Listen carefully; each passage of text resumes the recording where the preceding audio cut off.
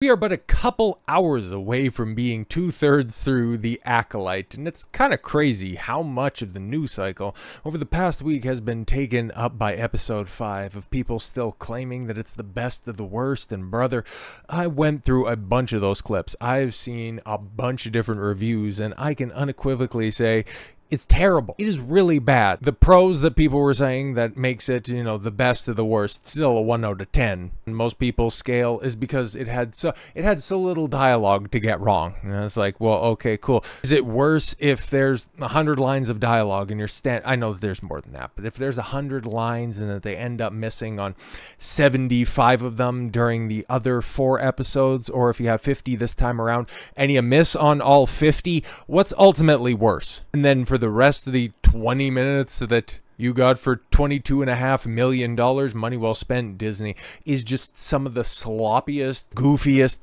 lightsaber fights that you're likely to ever see. When we were going through the fight scenes, I was saying it kind of looks like a pillow fight. Just a bunch of freaks, just trying to throw away a baseball bat but can't get it out of their hand. Instead of, in the traditional sense, whenever you're using a sword in a fight, where you use it as an extension of your arm. It looked bad, okay? And especially when you slow it down, it looks even worse, and that's exactly what happened. And for as many reviews as I've seen, probably my favorite review of this episode was this very video that is being referenced by this title. Weapons and fight scene expert mocks the Acolyte's lightsaber fight scene. They're not even aiming for each other. Oh, it was terrible. And this is from Shadiversity, Shad M Brooks. Obviously, if you don't know the name, you might recognize the face, or have at least seen a couple of thumbnails. And yeah, he broke this stuff down, and brother, you put this at like half speed, or you just, frame through the video, and yeah, they're not aiming. There's no urgency to the battles. It's just simply to try to make the glow sticks smash together or make the particles go through the air.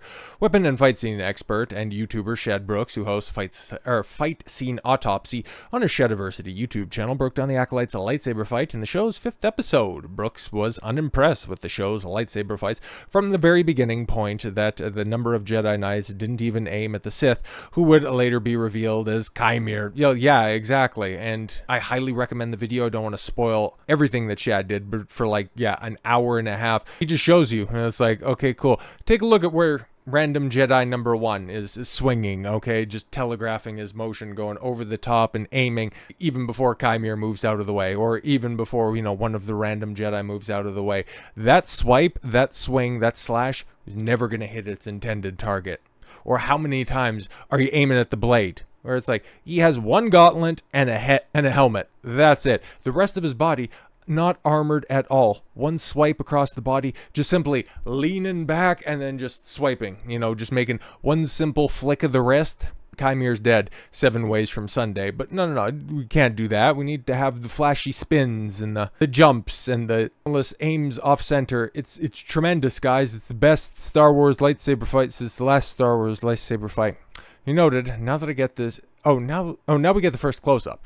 And alright, we have a bit of a problem. You see, I call him Smilo Ren because of that awful-looking helmet, alright? He is attacking a Jedi off to the side, but what about this guy right here? He's just hanging back. Yeah, that's not a good sign. From the very beginning, Smilo's just completely open, and this guy right here doesn't take the killing blow. He's open. Small thing, not a good start. And yeah, that's what you're going to end up seeing in those multi-person battles, which isn't exclusive to the Acolyte, and it's not even the only time you're going to see that in Star Wars. If you objected yourself to the torture that is The Last Jedi, you're going to notice a few openings in that wonderful throne room fight, or of course in Rise of the Skywalker, that tremendous battle on top of the ruins of the Death Star that are so perfectly intact on the moon of Endor, even though we've seen it completely vaporized at the end of Return of the Jedi. But then again, Palpatine was completely vaporized, but nobody's ever really gone, Star Wars, you're just atrocious. In regards to the show overall, I think everybody's come to the conclusion. Any honest reviewer that's out there that has spent an iota of time on this knows that The Acolyte is the single worst piece of Star Wars related content that has ever been produced by Disney. I'm sure that there are some niche books or a comic run that is just as bad, if not worse, but when it comes to mainstream,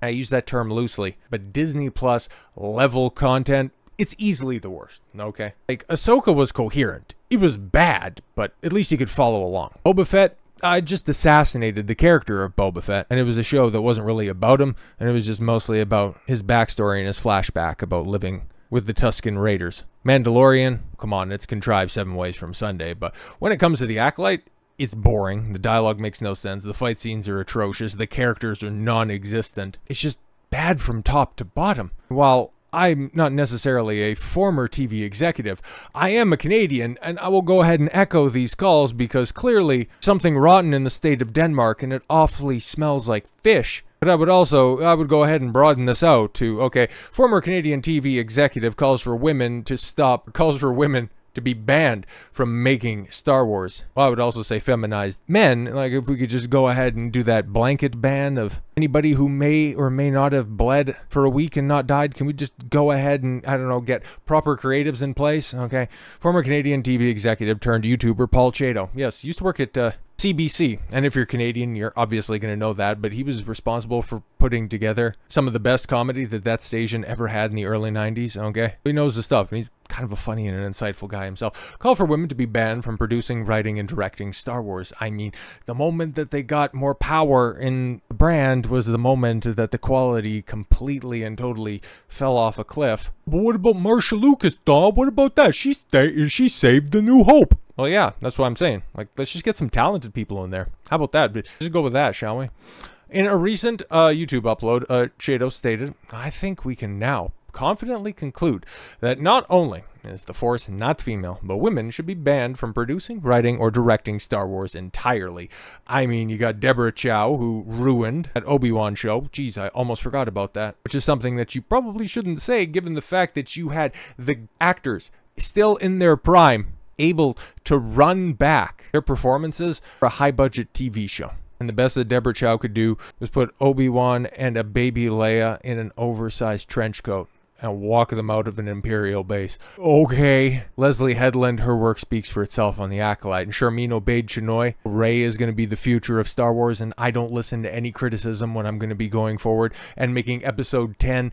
It's amazing, okay? And then Kathleen Kennedy, it's like, come on, man. She's resided over all of this insanity, and nothing's happened. Nothing's changed. She's the worst executive in Hollywood history. Like, at least Howard Hughes tanked RKO. And they could salvage some of those franchises and those IPs by selling them off to the other studios that are out there. But after Kathleen Kennedy's done, like, is anybody going to care about Star Wars? It's at a point right now where nobody cares about Star Wars. The only thing that people care in regards to Star Wars is the criticism of The Acolyte. It's such a weird phenomenon where you start to have more enjoyment from people watching the coverage of the show than there are people actually watching the show. And what am I talking about? The Acolyte viewership declines for a second week in a row, nearly 60% decline from Ahsoka, which was already a steep drop off a cliff, from Obi-Wan, from The Mandalorian, from the Book of Boba Fett. Ahsoka was already basement level, and then the Acolyte went bet, and we found false floorboard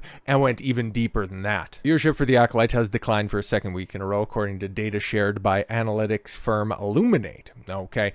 As reported by Variety, viewership for The Acolyte declined to 232.2 million minutes watched for the week the show's 5th episode debuted. Oh, that was the good one, right? That was the best of the bunch. That's a decline of 11% from the previous week, which had a total of 262 million minutes watched. Of note, the runtime for both the 4th and 5th episodes are nearly identical. Yes, the 4th episode has a runtime of 34 minutes, 2 seconds, and the 5th is 34.5 seconds, with 6 minutes of credits and a 2-minute what happened last week. That's amazing, man. $22.5 million, $180 million for this entire project. 8 episodes, barely 4 hours of content. Yeah, man, look at that. Look at that. Okay. The Acolyte comes in at 9th, okay? Behind Bridgerton, Presumed Innocent, Love Island, The Boys, Perfect Match, which, oh man, what happened to all of that support for The Boys? I thought it was so great and everybody should be watching it, but where's all that hype for season 4? Oh well. Perfect Match, Perfect Wife, America's Sweethearts, and then Bridgerton again. I'm sorry, I beg your pardon,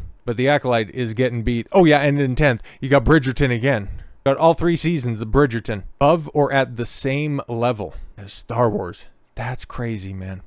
The show hit a peak viewership for the release of its 3rd episode, which introduced lesbian space witches, as well as a replacement for the Force called the Thread. Well, it's a different type of Force that only lesbian space witches can use. Come on now, it's different. Viewership for the week, the third episode topped at 380.5 million minutes, which again isn't a shade on anything really, because you look at the top shows, it would only end up getting you the fifth slot, or to the fifth slot. The least viewed week of the show's reported episodes was the premiere week. Oh, right, yeah, the 2-episode premiere only brought in 210 million minutes. Okay, so 2 episodes, 210 million. Ugh. You're telling me that more people were watching this after the fact, or that there was less competition? Of note, the viewership fluctuation also reflects the total number of viewers for individual episodes on IMDb. The first episode received 20,000 reviews, and the second got 18, the third received 20. However, the fourth episode received 11,000, and the fifth episode only has 8,400 reviews. So I'll be interested, mostly because I find this show incredibly fascinating, and especially its longevity in the news cycle. So what ends up ultimately happening tonight, I legitimately have no idea. I have no idea what they could end up doing. Is Soul gonna easily figure out that, hey, you are not my Jedi, you're not my Padawan, you have a different lightsaber? Or is he gonna notice that, you know, he doesn't have a tattoo? Oh, I'm not talking about the one that's on the forehead that should be immediate tell, but there was also a trashy tattoo that Osha has that May doesn't, that, you know, Soul noted, I think it was in the first episode. So yeah, he's gonna notice, oh, Ryu, what happened to your tattoo you had on your arm? Or if Smilo's just as stupid and then ends up getting duped by Osha, who's now in May's rags, but she's not going to have the, you know, dread extensions, because those ended up getting cut off. Or maybe she's going to wake up in enough time where, you know, they're still hot from being chopped off by the lightsaber, where she could go ahead and artificially put on the extensions. There's stranger shit that has happened in this show, so I wouldn't necessarily put that past anyone involved, but I think there's one thing that we can come to a conclusion on. It's going to be stupid. It's going to be noteworthy, and we're going to have to talk about it at some point down the road this week. So with all that said, thank you all very much for the gift of your time. I've been Don Consuelo. I want you to follow your gut and get after it. Take care, everyone.